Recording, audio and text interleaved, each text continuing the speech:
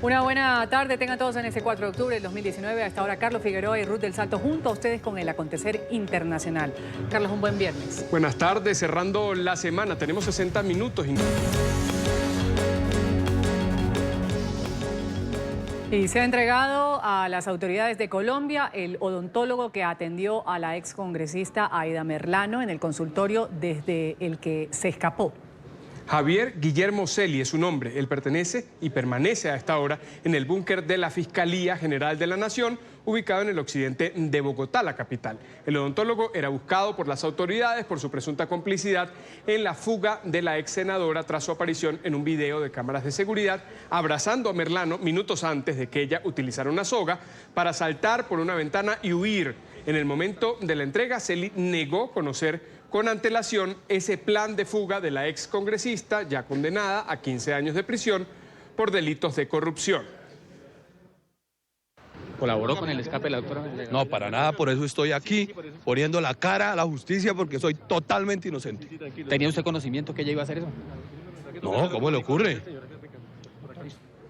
Y justamente horas antes de que el profesional de la salud, el odontólogo, se entregara a las autoridades en entrevista con el programa La Mañana de NTN 24, su abogado, William Soto Angarita, ha indicado que el hombre atendía a la excongresista en su consultorio sin saber lo que iba a suceder después. También afirmó que el abrazo entre ambos, minutos antes de la fuga, fue producto de la personalidad eufórica de la excongresista.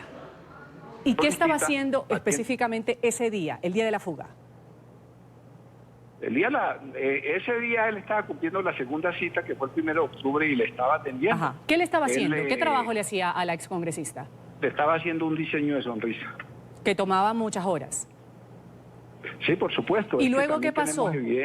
¿Qué pasó? ¿Él es el que que sale despidiéndose en el video de la excongresista? ¿Le da un abrazo? Sí.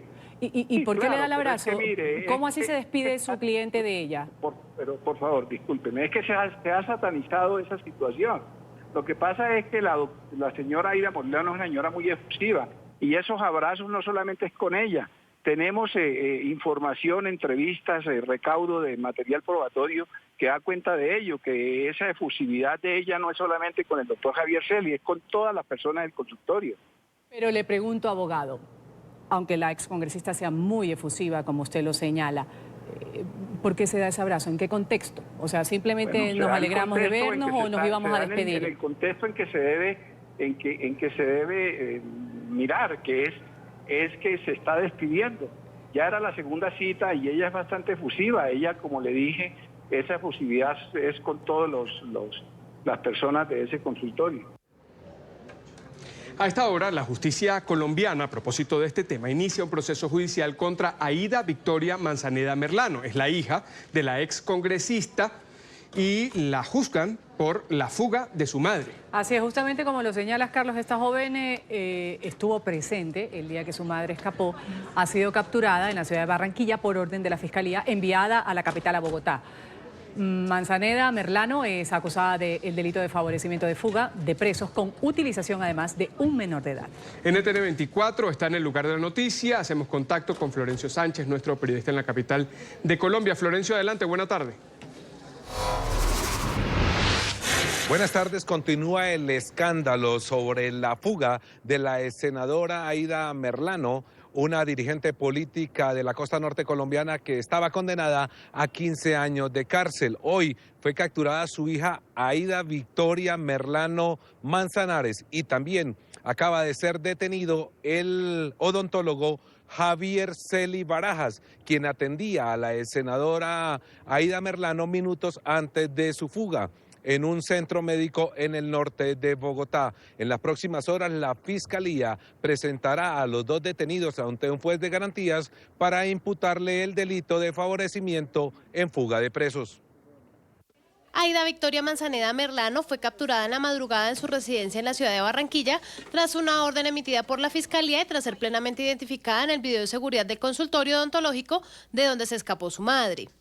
El operativo fue adelantado por agentes del CTI y la SIJIN, que la llevaron a una unidad de reacción inmediata mientras se daba la orden de trasladarla hasta Bogotá. Es trasladada a la URI, una vez se le da a conocer el motivo de su captura, se le da a conocer la orden de captura y pues todos los pormenores alrededor de esto. Allí inmediatamente es trasladada a la URI para que en Fiscalía se termine de hacer el procedimiento. Sobre las 5:30 de la mañana es trasladada al aeropuerto para que sea llevada a la ciudad de Bogotá. A la hora de la detención no puso resistencia, pues tras conocerse las imágenes del interior del consultorio, aseguró que estaba a disposición de las autoridades y afirmó que no conocía los planes de su progenitora. Ella me aseguró que no tenía conocimiento del plan de fuga de la mamá y obviamente también me aseguró que ella desaprobaba la decisión que había tomado su mamá. La prueba principal de la justicia contra la joven es este video. La fiscalía asegura que fue una ficha clave en los planes de la excongresista para lograr fugarse. En las imágenes, Aida Victoria, acompañada de su hermano menor de edad, le da un fuerte abrazo a su madre y le dedica unas palabras al oído antes de salir del consultorio. Minutos después, la exparlamentaria saca de un armario la soga que utilizó para bajar colgada desde la ventana hasta el primer piso del edificio y escapar de las autoridades en una motocicleta. La Fiscalía podría procesar a la joven de 23 años por el delito de favorecimiento de fuga de presos con utilización de menor de edad por la participación de su hermano en la escena. Aida Victoria fue trasladada sobre las 5 de la mañana con un fuerte dispositivo de seguridad hasta el aeropuerto de la ciudad de Barranquilla. A las 9 de la mañana arribó a la base militar de Catam en la capital. Los videos de las cámaras de seguridad donde aparece dentro del consultorio la hija de la senadora Aida Merlano, pues son las pruebas que tendrá la Fiscalía principalmente para imputarle el delito de favorecimiento y también para pedir cárcel en contra de la joven. También la Fiscalía encontró evidencias que implican en la fuga de la senadora Aida Merlano al odontólogo Javier Celis Barajas. En las próximas horas serán trasladados al complejo judicial de Palo Quemado para las audiencias respectivas. Florencio Sánchez, NTN 24, desde la Fiscalía General de la Nación. Cientos de peruanos salieron a las calles de Lima el jueves en la noche para expresar su apoyo al presidente Martín Vizcarra, luego de que disolviera esta semana el Congreso y convocara a nuevas elecciones parlamentarias. Los manifestantes respaldaron al mandatario, que ha enfatizado que su decisión era parte de sus poderes constitucionales y ha culpado a los legisladores de tratar repetidamente de bloquear sus reformas anticorrupción. Congresistas de oposición han acusado a Vizcarra de sobrepasar los límites de la Carta Magna peruana. Según medios de comunicación locales, hoy está previsto que el Tribunal Constitucional del Perú se pronuncie sobre la disolución del Congreso.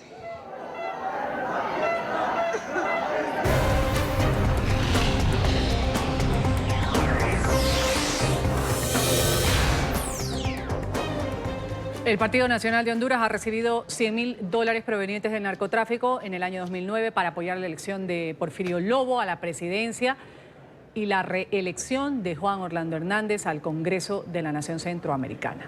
Así lo ha dicho hoy el narcotraficante guatemalteco Víctor Hugo Díaz. Él es testigo cooperante de la Fiscalía de Nueva York en juicio por narcotráfico contra el hermano del actual presidente de los hondureños. En la Corte Federal del Distrito Sur de Nueva York está nuestro periodista Alejandro Rincón. Alejandro, buena tarde, adelante.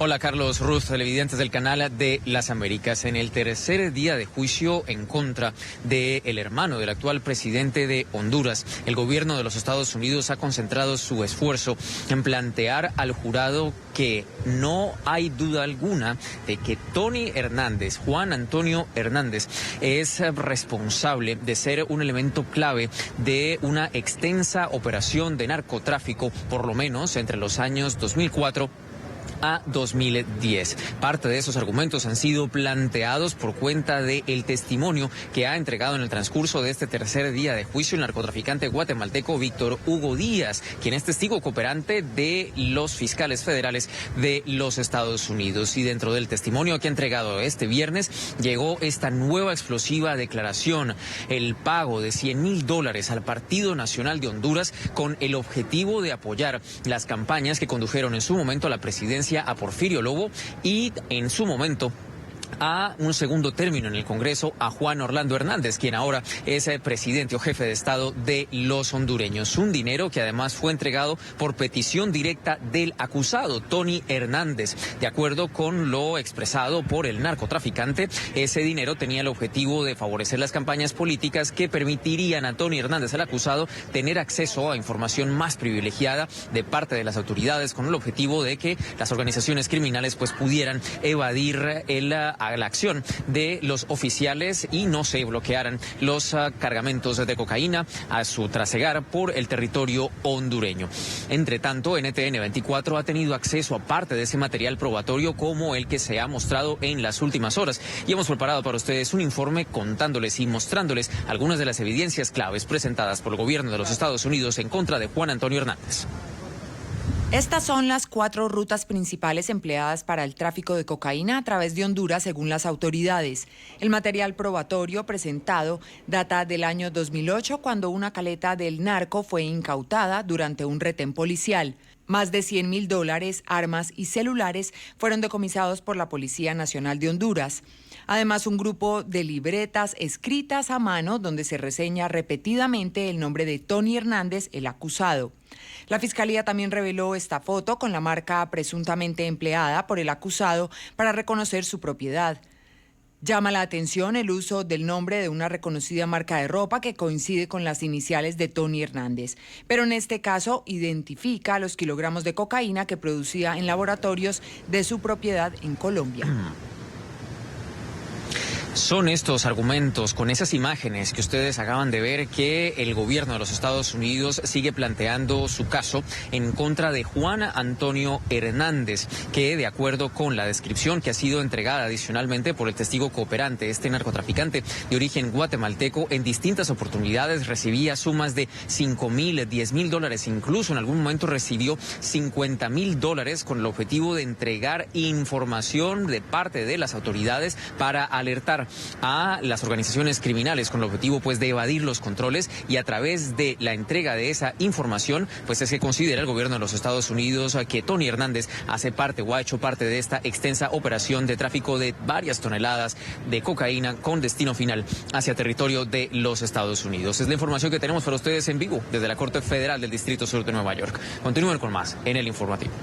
El presidente de Estados Unidos, Donald Trump, dijo hoy que le enviará una carta a Nancy Pelosi, la líder demócrata en la Cámara Baja del Congreso, pidiéndole una votación sobre el juicio político en su contra antes de que el Ejecutivo acceda a entregar más documentos sobre esa investigación alrededor de la polémica llamada al líder ucraniano. Estas declaraciones del mandatario surgen después de que el Comité de Inteligencia de la Cámara de Representantes publicara mensajes de texto entre diplomáticos de Estados Unidos y un asesor del presidente de Ucrania que confirman aún más las pretensiones del presidente Trump a su homólogo para que investigara a su rival político Joe Biden. Emiliana Molina, periodista de NTN 24 en Washington, tiene el reporte a esta hora. Emiliana.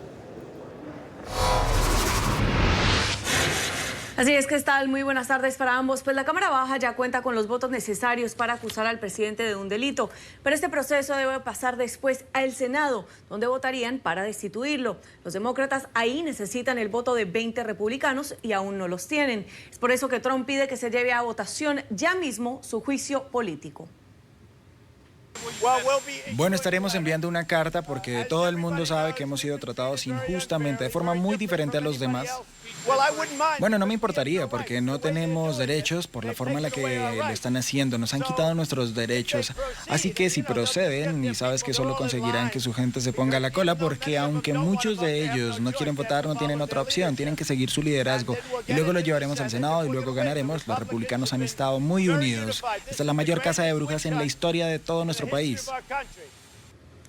Por otro lado, el presidente Donald Trump asegura que los mensajes de texto publicados por el Comité de Inteligencia de la Cámara de Representantes en las últimas horas no demuestran un quid pro quo, la expresión latina que significa una cosa a cambio de otra. Una declaración errónea, pues aquí mismo tenemos los mensajes de texto entre Kurt Volker, el ex enviado especial de Estados Unidos a Ucrania, con un asesor del presidente ucraniano Zelensky. Aquí Volker le dice que si llegan al fondo de esta investigación de lo ocurrido en 2016, refiriendo refiriéndose a la investigación de los Bidens, pues tendrían una reunión bilateral confirmada con el presidente estadounidense Donald Trump en Washington. De hecho, ya la Fiscalía General de Ucrania investiga a Burisma Capital, la empresa donde trabajaba el hijo de Joe Biden. Trump dice que está preocupado por la corrupción de los Bidens, pero legisladores dicen que no tiene fundamentos. Hemos estado haciendo un fantástico trabajo todo sobre mí. Se trata simplemente de la corrupción. Estamos intentando saber qué pasó y desde el 2016 estamos haciendo un gran trabajo. Estamos investigando la corrupción, no investigamos la campaña de Biden. Estamos enfocados en investigar simplemente esto y yo tengo el derecho a hacerlo. Y no me importa el tema de los políticos porque yo he sido claro desde el principio. Siempre me han preguntado lo mismo y siempre lo he respondido. Es sobre la corrupción.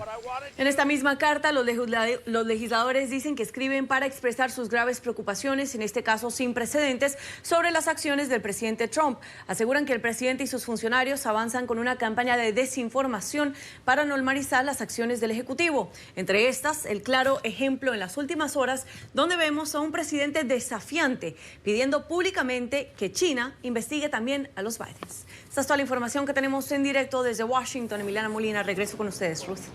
Muchísimas gracias, Emiliana, y avanzamos. La justicia de Ucrania se pronunció sobre esas sospechas de corrupción en la que estaría involucrado uno de los hijos del precandidato demócrata Joe Biden. El fiscal general de Ucrania aseguró que hasta el momento no hay pruebas que inculpen directamente al segundo hijo del ex vicepresidente demócrata de los Estados Unidos. Sin embargo, enfatizó que existe al menos una quincena de expedientes penales en los que podría estar implicada la empresa de gas Burisma. Hunter Biden se incorporó a la junta directiva de esta compañía en mayo del año 2014, pocas semanas después de que su padre, el entonces vicepresidente de la Unión Americana, realizara una visita oficial a Ucrania. Además, señaló que la reapertura de las pesquisas no se deben a ninguna presión política. Estamos llevando a cabo una auditoría de todos los casos de alto perfil que fueron retirados o considerados por el personal de la Fiscalía anterior y después de revisar esos casos, comprenderemos qué decisiones pueden ser aceptadas y cuáles deben ser tomadas. Ninguno de los políticos, funcionarios u otras personas extranjeras o nacionales me llamaron o trataron de influir en mis decisiones en algún proceso penal en particular. Donald Trump insiste en construir el muro fronterizo con México. El presidente estadounidense ha publicado un video en su cuenta de Twitter en el que ha afirmado que la valla va a ser una realidad y se construye bajo los más altos estándares. El muro, que fue una de sus principales promesas en campaña en el 2016, parece ser también uno de los temas primordiales de cara a las elecciones presidenciales del 2020. Según el republicano, los segmentos construidos de esta valla en años anteriores son obsoletos.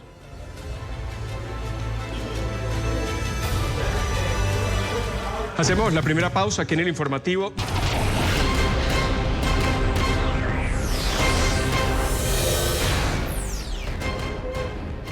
El juicio por el asesinato de una mujer policía en Texas ha tenido un final extraordinario cuando el hermano de la víctima la abrazó en la corte como gesto de perdón. La historia la conoceremos a continuación. Un gesto inesperado y conmovedor tuvo lugar en el final de un juicio por asesinato a una mujer policía de Texas, cuando el hermano de la víctima la abrazó en la corte como gesto de perdón. Amber Geiger, una mujer policía blanca de 31 años, disparó en 2018 a su vecino negro luego de entrar a un apartamento equivocado, creyendo que era el suyo. La mujer fue sentenciada el miércoles a 10 años de prisión por el asesinato. Tras escuchar la condena, el hermano menor de la víctima, Brian John, de 18 años, se dirigió hacia Geiger. Si tú estás realmente arrepentida, hablo solo por mí, te perdono. Y sé que si le preguntas a Dios, Él te perdonará.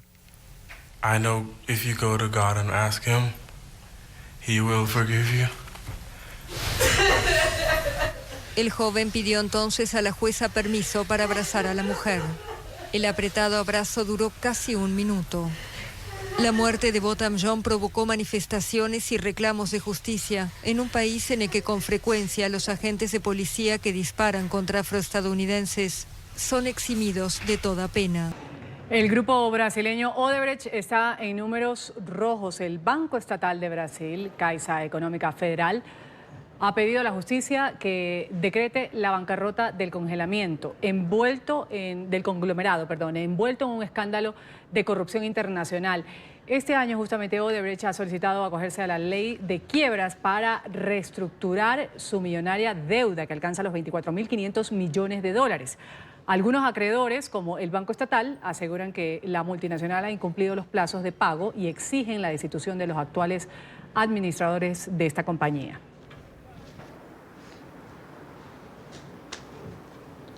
Los profesores universitarios de Venezuela salieron a las calles de Caracas esta mañana para exigirle al régimen de Nicolás Maduro un incremento del salario. Aseguran que el sueldo que ganan al mes, equivalente a $7, no les alcanza para cubrir sus necesidades básicas. Saludamos con este tema a Oliver Fernández desde la capital venezolana con el reporte. Adelante, Oliver. Sí, así es. Muy buenas tardes, gracias por este contacto. Hasta ahora nos encontramos en las puertas de la Universidad Central de Venezuela, donde los profesores intentaron llegar hasta el Ministerio de Educación Universitaria y este piquete de la Policía Nacional Bolivariana y de la Guardia Nacional Bolivariana se los impidió. Tuvimos la oportunidad de conversar con el profesor Víctor Márquez. Él ha denunciado al régimen de Nicolás Maduro de haber esclavizado la profesión. Los profesores ganan solo $7 por mes. Ustedes se preguntarán, ¿cómo se pueden mantener? No hay respuestas para esa pregunta. Como condición de esclavo, porque lo que estamos percibiendo no alcanza ni siquiera para la canasta libertaria.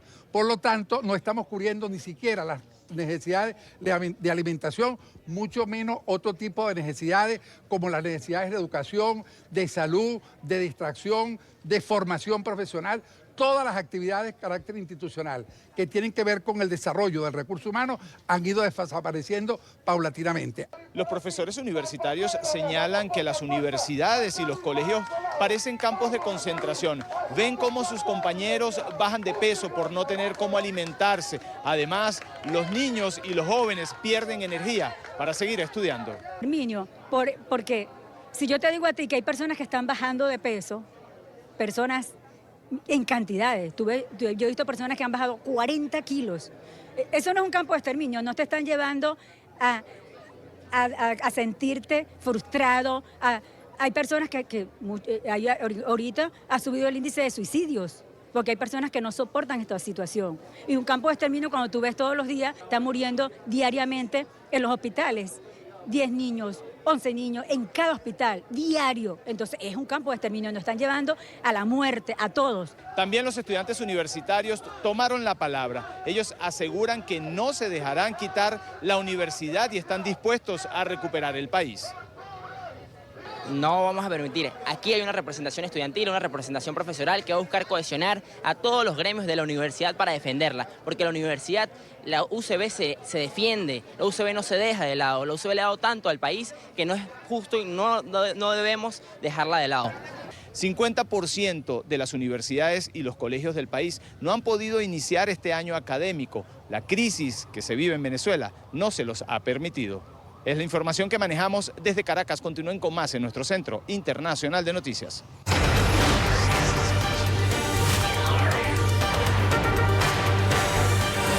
Grupo Argos, inversiones que transforman. Hoy en Miami, Florida, inicia la edición número 75 de la Asamblea General de la Sociedad Interamericana de Prensa. Este evento tendrá una duración de 4 días. Así es, en este espacio se van a debatir temas como la libertad de prensa, la democracia en la región y se van a presentar los resultados de estudios de periodismo. NTN 24, por supuesto, en el sitio de la noticia con nuestra periodista en Miami, Paola Serna. Paola, una buena tarde para ti. Hola, ¿qué tal? Muy buenas tardes. Los saludamos desde el icónico Hotel Billmore en la ciudad de Coral Gables, donde se desarrolla esta conferencia número 75 de la Sociedad Interamericana de Prensa, básicamente con la representación de directores y representantes de medios de comunicación de todo el continente. Se va a hacer un balance de lo que ha sido la situación en materia de libertad de expresión y libertad de prensa en cada uno de los países participantes. Por supuesto, los casos de Venezuela, de Nicaragua y también el asesinato de periodistas en México estarán dentro de la agenda, pero también habrán algunos casos que se han presentado de lo que se ha alcanzado, lo que se ha conseguido durante este año. La presidenta de la Sociedad Interamericana de Prensa, María Elvira Domínguez, directora del diario El País de Cali, ha calificado este año como un año muy difícil, pero positivo. Parte del éxito de las plataformas se debe al valor de los contenidos que los medios producimos. Por ello, estoy convencida, como lo hemos estipulado en el artículo 12 de la Declaración de Salta, que entre plataformas y medios se debe buscar un balance adecuado y una convivencia que asegure la libertad de expresión, el respeto por los derechos de autor y los beneficios económicos que generan esos contenidos. No estamos seguros cuál es la mejor receta. En Europa se cocinan algunas, en Latinoamérica se pretenden otras y en Estados Unidos hay un movimiento que busca que medios y plataformas se sienten en la misma mesa a debatir sobre estos asuntos. David Chavern, presidente de la Media Alliance, nos contará hoy sobre sus gestiones en el Congreso estadounidense para que se les permita discutir con las plataformas sobre estos asuntos. Esperamos que esas conversaciones sean posibles y exitosas y sirvan para marcar el camino incluso para otras asociaciones regionales de prensa. El cambio climático, el nuevo periodismo y los retos que tiene actualmente los medios de comunicación estarán dentro de la agenda de 4 días que inicia a partir de hoy y hasta el próximo lunes. Durante la conferencia vamos a tener 3 libros importantes que se van a estar presentando, tanto por el ejercicio periodístico, la libertad de prensa o simplemente sobre la vida, y tienen que ver con 3 grandes gurús del periodismo. Mario García, que pronto va a estar con nosotros esta mañana, Edward Seaton mañana al mediodía y Oppenheimer el domingo. Gracias, Fernán, sé que estás ahí con él, eso va a ser el domingo antes del mediodía. Y obviamente lo más importante de todo va a suceder siempre el sábado, que es el día en que Roberto Roch, nuestro presidente de la comisión, maneja todos los informes de país por país y todo lo que es libertad de prensa en estos 4 días.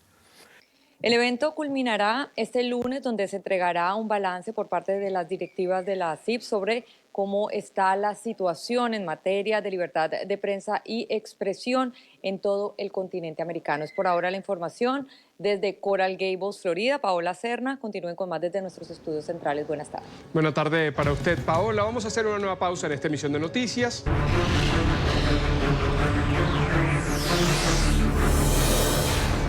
Hablamos ahora de un siniestro que se ha registrado en Ucrania. Un avión de carga Antonov con 8 personas a bordo se habría quedado sin combustible a 1,5 kilómetros de la pista de aterrizaje.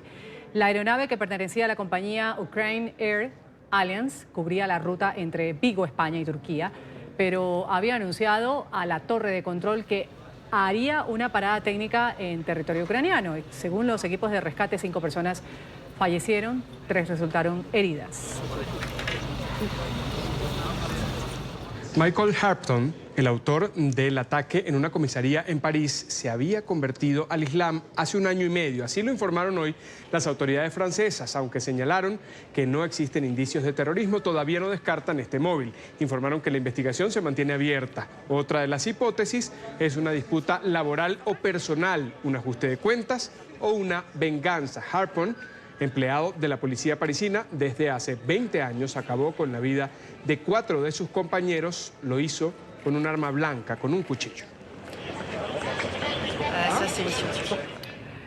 Esto en pro de la protección del medio ambiente. El Papa Francisco, acompañado de indígenas de la Amazonía, ha sembrado un árbol de asís en los jardines del Vaticano por la fiesta de San Francisco. Este acto se lleva a cabo días después del inicio de una asamblea de obispos dedicado por primera vez en la historia a la defensa de la selva tropical y sus habitantes. Ustedes, gracias por su sintonía con el canal de las Américas, como siempre NTN 24. Quédese con nuestra buena programación. Entre tanto, los invitamos a que sigan informados en Twitter, nuestra cuenta @NTN24 y en la web ntn24.com. Feliz tarde.